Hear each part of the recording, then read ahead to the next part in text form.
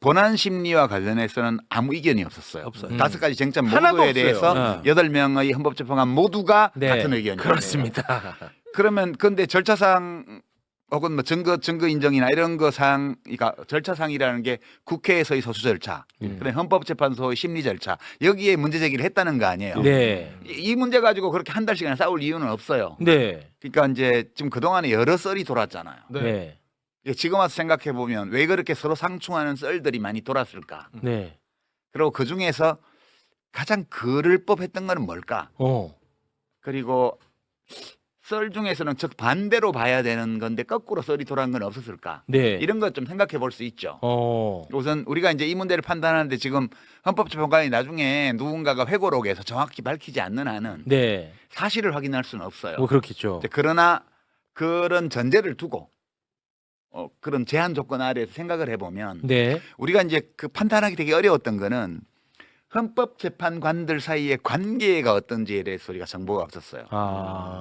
그러니까 8명의 헌법재판관이 우리가 헌법재판소로서 헌법을 수호하는 최종적인 권능과 의무를 가지고 있는 기관으로서 우리들 각자는 견해가 평소에 다른 점이 많이 있지만 철학도 다르고 인명과 경위도 다르고 다 다르지만 우리가 헌법이 규정하고 있는 헌법재판소의 역할을 하기 위해서는 우리 모두가 자제하고 서로 존중하고 때로는 절충하면서 그거를 추구해야 된다.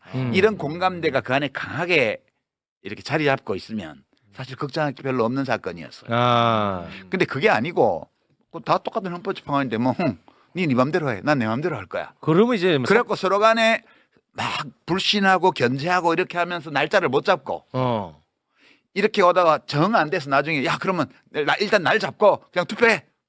이렇게 되면 일이 어긋날 가능성이 없지 않다는 거예요. 우리가 이 문제에 관한 정보가 하나도 없었기 때문에. 맞습니다. 근데 상식으로 보면 헌법재판관들은 당연히 전자의 분위기를 자기들끼리 형성해야 맞는 거죠. 그렇죠. 지금 와서 보면 그게 있었던 것 같다. 전자의 분위기가 있었던 것 같다. 그래서 본안 심리에서도 다소 간의 견해 차이가 있었을 수는 있으나 네. 완벽하게 본안 심리에 관해서는 전원일치를 모든 쟁점에서 이룬 거 아니냐. 완벽히 이뤘습니다. 그거 좀 그렇고요. 예. 그래서 그 분위기가 서로 간의 관계가 나쁘지는 않았던 것 같다. 돌아와 보니까. 네. 그럼 그 전제를 두고 지연을 왜 됐을까? 지연을 왜 했냐 이렇게 보면 이제 지난주에 5대3 대드락 얘기가 돌면서 네. 그 SBS 보도하기 전에 이미 돌았습니다. 그래서 국회의장께서 그 다시 한번 임시지휘 신청 마은혁 재판관의 임시지휘 확인 가처분 신청을 내고 네, 또 냈죠. 다시 권한쟁의 심판을 또 낸 시점이 있잖아요. 네, 맞습니다. 그때가 정확히는 알 수 없지만 헌법재판소가 결정을 할 수 없는 상태인지도 모른다. 그러면 4월 18일까지 그게 끌게 되니까 네. 그때부터 공포의 시나리오가 가동되기 시작한 거예요. 네. 그래서 마은혁 재판관을 임명하는 거 말고는 출구가 없을지 모른다. 네. 왜냐하면 헌법재판소 내부 분위기를 모르기 때문에. 그래서 그래서 최악의 상황을 가정하고 국회의장께서 움직였죠. 움직인 거예요. 네. 그러고 이제 민주당이 막 헌법재판소에 대해서 그동안에 믿습니다만 하다가 네. 을사오적 을사삼적 얘기를 하면서 막 압박하기 시작한 게 그때입니다. 그렇습니다. 그때가 굉장히 밖에서 볼 때는 최악의 시나리오를 상상하면서 네. 그 움직였고요. 그게 불과 지난 주말입니다. 네, 만약 그 시나리오가 현실화되면 이 윤석열 탄핵건은 4.19 모델로 갈 수밖에 없는 거 아니냐.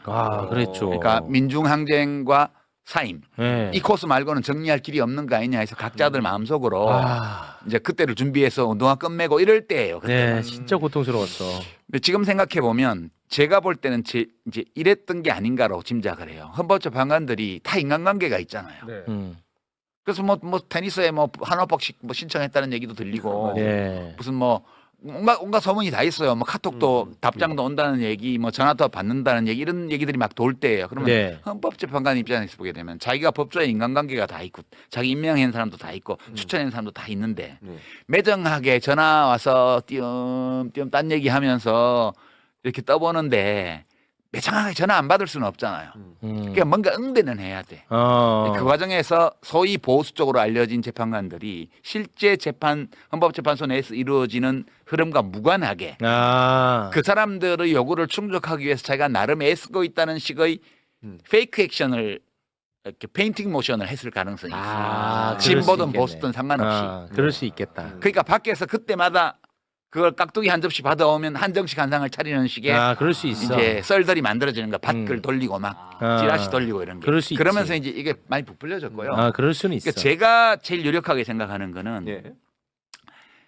이재명 대표 선거법 위반 항소심 판결을 보고하자 3월 26일. 이 썰이 돌았는데 네. 그게 아니에요. 그 제가 볼 때는 저는 거꾸로 해석하는 거라고 보는데 그게 아니야? 헌법재판관들은 자기가 최고예요. 우리나라 법조에서 네.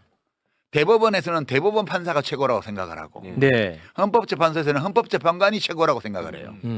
둘이 서로 인정 안 해요. 네. 각각 자기가 다 최고야. 최고예요. 네. 헌재가 더 그분들은- 최고입니다, 근데. 헌법재판소가 네. 8분 중에 7분이 서울법대 출신에다가 네. 그렇죠? 헌재가 최고지. 예, 그 저기 부산에서 대학 나온 분 한 분밖에 없고 나머지 다 서울법대예요. 네. 그리고 잘난 걸로 치면 다 한 칼씩 하는 분들이에요. 헌재 근데 최고야. 이분들이 야 선거법 위반 항소심에서 나오는 거 보고 우리가 하자. 그거는 쓸 수 없는 일이에요. 너무 자존심 상하잖아. 네, 그거는 항소심 그 선거법 항소심 재판부라는 거는 자기들보다 밑에 있는 그렇지. 애들이잖아. 그 저거 하는 거 보고 우리가 하자는 건 말도 안 되는 말도 안 얘기예요. 돼. 그게 아니고 탄핵이에요. 탄핵 인용이에요. 만장일치로. 그거는 3월 초에 이미 다 알았어요. 다 알았어. 제가 볼 때는 본안 심리에 관해서는 이견이 거의 없었기 때문에 네. 있어도 사소한 거였기 때문에 탄핵 인용은 이미 한 달도 더 전에 정해져 있었어요. 네. 근데 이거 언제 할 거냐를 가지고 이제 합리적으로 내가 해석을 해보면 우리가 윤석열을 탄핵하고 나면 탄핵 인용을 먼저 해버리면 선거법 위반 항소심 재판부가 그 영향을 받을 수 있어. 이거 내 썰이잖아. 아, 그래? 내가 얘기한 거잖아. 맞아, 맞아. 내가 이게 얘기했잖아. 적어도 헌법재판관들의 머릿속에는 자기들이 최종적이고 최고고 그렇지. 우리의 선택이 다른 사람한테 영향을 주는 거지. 그렇지. 내가 다른 법관의 선택에 영향을 받는다는 건 있을 수 그렇지. 없어요. 그리고 4월 2일 재보궐선거에 영향 끼칠까봐. 그것까지는 모르겠지만 그것까지는 모르겠지만 여하튼 그래서 일단은 3월 26일 이후에 해달라. 그렇게 했던 것 같아. 그러고 나서 그게 이제 내 전제는 헌법재판관들이 어느 정도 헌법재판소가 자기의 헌법적 역할을 하기 위해서는 각자가 자제하고 서로 존중하고 때로 절충해야 된다는 공동의 인식을 갖고 있다는 전제 위에서 하는 말이에요. 네. 그러니까 이제 이게 지나치게 소리 나지 않게 완전한 만장일치로 이 본안 심리를 끝내기 위해서는 네. 탄핵 인용을 빨리 하자는 쪽에서는 그걸 존중해주고 그러면 그거 지나고 해요. 그 대신에 그거 지나면 빨리 해야 돼요. 그렇지. 라고 하고 그쪽에서는 그래 뭐 그까지 밀어줬으니까 자기들은 또 할 바를 다 했잖아. 밖에다 대고. 그러니까 끝나고 나서 11일 날 하나 4일 날 하나 이렇게 하다가 밖에서 막 돌 던져대고 막 난리 났었지. 국회에서도 그렇고. 막 국민들의 어떤 헌법재판소에 대한 신뢰도도 낮아지고 그렇지. 그러니까 그 자기의 헌법재판소라는 이 기관을 사랑하는 마음이 또 있을 거 아니에요. 헌법재판관들 자부심과 이런 그럼요. 그것이 되게 견디기 힘들었을 것 같아. 그래서 확실히 처음에 4월 11일로 했다가 4일로 땡겼는지는 모르겠으나 네. 여하튼 그 두 분의 헌법재판관 임기가 끝나기 전에 선고한다. 이것까지는 정해져 있었어. 그분들 8분이 예. 어느 정도는 돼 있었을 것이다. 네. 우리 대한민국의 보수 진보 있고 판사들 성향은 다 다르고 다르지만 네. 또 그 정도는 되는 나라라고 봐요. 저는.